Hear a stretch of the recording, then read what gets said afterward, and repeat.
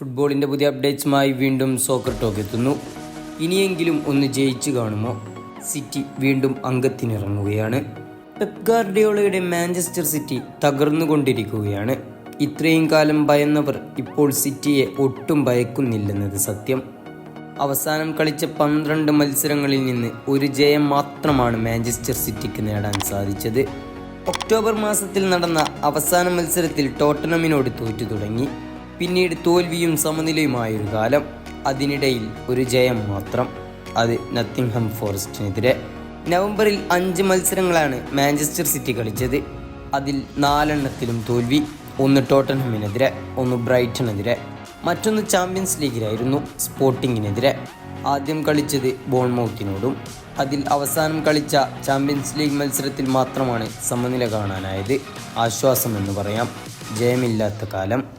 എന്നാൽ കളികാലത്തിന് അന്ത്യമില്ല. ലിവർപൂളിനെതിരെ ഡിസംബറിൽ മാസത്തിലെ ആദ്യത്തെ തോൽവി. പിന്നീടൊന്ന് വിജയം കണ്ടു. നത്തിങ്ഹാം ഫോറസ്റ്റിനെ എതിരില്ലാത്ത 3 ഗോളുകൾക്ക് തകർത്തെങ്കിലും പിന്നീട് അങ്ങോട്ട് ജയിക്കാൻ കഴിഞ്ഞിട്ടില്ല മാഞ്ചസ്റ്റർ സിറ്റിക്ക്. ക്രിസ്റ്റൽ പാലസിനോട് സമനില വഴങ്ങിയും ചാമ്പ്യൻസ് ലീഗിൽ യുവൻറ്റസിനോട് മറുപടിയില്ലാത്ത 2 ഗോളുകൾക്ക് തോറ്റും പിന്നീട് പ്രീമിയർ ലീഗിൽ മാഞ്ചസ്റ്റർ യുണൈറ്റഡിനോട് തോറ്റു. ആദ്യം അടിച്ചത് സിറ്റി ആയിരുന്നു. പക്ഷേ അവസാന നിമിഷങ്ങളിലെ മാഞ്ചസ്റ്റർ യുണൈറ്റഡിൻ്റെ പോരാട്ടത്തിൽ മാഞ്ചസ്റ്റർ സിറ്റി വീണ്ടും കുത്തി. ഇപ്പോൾ ഇതാ കഴിഞ്ഞ മത്സരത്തിൽ ആസ്റ്റൺ വില്ലയോടും തോറ്റു. 1-നെതിരെ 2 ഗോളുകൾക്കായിരുന്നു.